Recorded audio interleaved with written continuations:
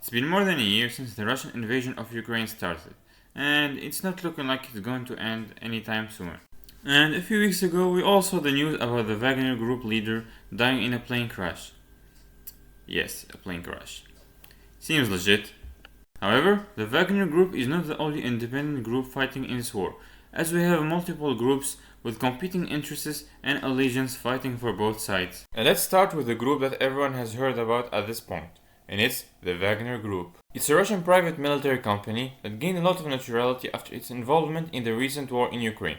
The group has been around for a long time at this point, and it was involved in other conflicts, mostly in Africa. The group works in a way that makes it able to function on its own without the Russian government, which of course didn't came back to hunt Russia later.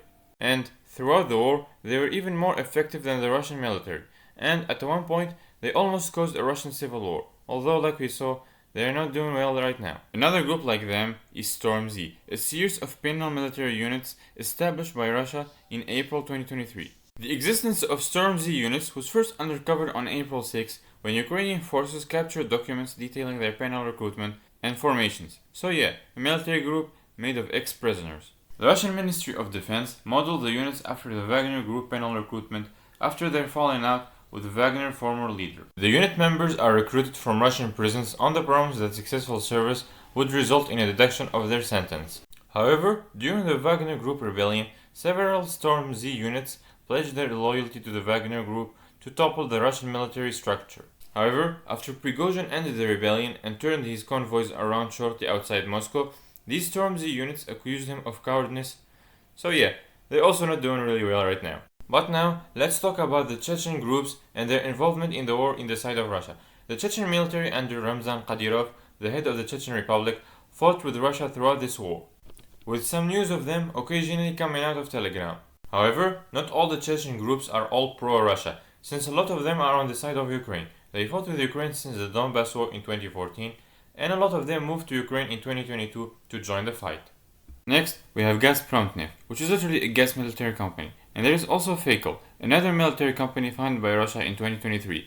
They engaged in some major battles in the war, like the Battle of Bakhmut and Solidar. And a lot of their members are fighting to restore the Russian Empire, apparently. We know that thanks to Telegram. Another military company in this war is Patriot, which operate in close cooperation with the Russian Ministry of Defense and the Military Intelligence Service. And unlike the Wagner Group, Patriot focuses more on experienced soldiers with combat experience when recruiting. And their mercenaries are also better equipped and trained. Next, we have the Impersky Legion, or the Russian Imperial Movement. It's a Russian ultra-nationalist, white supremacist, far-right paramilitary organization. It was founded in 2002, and in 2008 they founded their own paramilitary arm named the Imperial Legion. And they have all of these guys as their allies or former ones. Next, we have the Russian People's Militias in Ukraine. It's a pro-Russian paramilitary in the Donbass region of eastern Ukraine. They existed since 2014, and during the recent invasion, they did a mass mobilization of its population in order to build an army. However, a lot of their conscripts are inexperienced, and received little to no training, and were badly equipped and suffered from moral issues and heavy casualties. And recently, they were integrated into the command structure of the Russian armed forces. And while there is more groups to talk about, most of them are smaller groups who just works under the bigger one I mentioned, or just small independent groups or voluntary groups. And most of them have about 100 soldiers, and some of these groups are Sparta Battalion and Inter Brigades. But on the other hand, Ukraine also have a lot of groups that help it protect its land from Russia. And first, we have the Ukrainian Volunteer Army. It's a volunteer military formation and it was established in December 2015 by Dmytro Yarosh. They fought in the Donbass War, and after the invasion they were restructured and expanded. Next, we have Azov Brigade, or Azov Special Operations Detachment. It's a formation of the National Guard of Ukraine, formerly based in Mariupol, in the coastal region of the Sea of Azov, from which it gets its name. It was founded in May 2014 to fight pro-Russian forces in Donbass. In September 2014, they became a part of the National Guard of Ukraine. However, they are a very controversial group, especially in the West, since in 2015 the Canadian military and later the American military refused to train them because of their neo-Nazi ties. However, that decision was overturned later, and they regained attention during the 2022 invasion of Ukraine, fighting the invasion in the front lines. Another group is Norman Brigade. They are part of Ukraine's volunteer army. It's a foreign unit composed of foreign volunteers that was formed in early 2022. They have members from over 17 countries, and they participated in various operations towards the southern and eastern direction of the front line in Ukraine.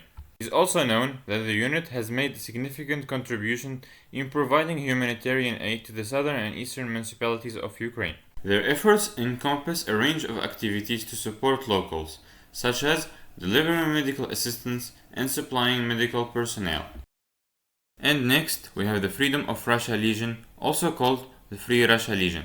It's a Ukrainian-based paramilitary group of Russian citizens, which oppose the regime of Vladimir Putin in its invasion of Ukraine. It was formed in March 2022, and it's reportedly a part of Ukraine's International Legion.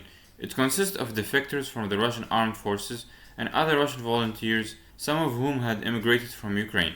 Another group like them is the Russian Volunteer Corps. It was formed in August 2022 during the Russian invasion of Ukraine. Another group like them is the Belarusian Volunteer Corps. They are similar to the last one, except it's Belarus instead of Russia. And there is also the Polish Volunteer Corps and the separate Special Purpose Battalion, who are basically the Chechen groups that oppose Russia I talked about in the start of the video. And finally, the Karelian National Battalion, a volunteer military unit consisting of ethnic Karelians functioning as a part of the International Legion of Territorial Defense of Ukraine. It was formed in January 2023 by active members of the Karelian National Movement, with the goals to achieve the liberation of Karelia. Anyways, this is all the important ones. The other groups are just smaller groups working under the Ukrainian government, with the rest being just a mess to count.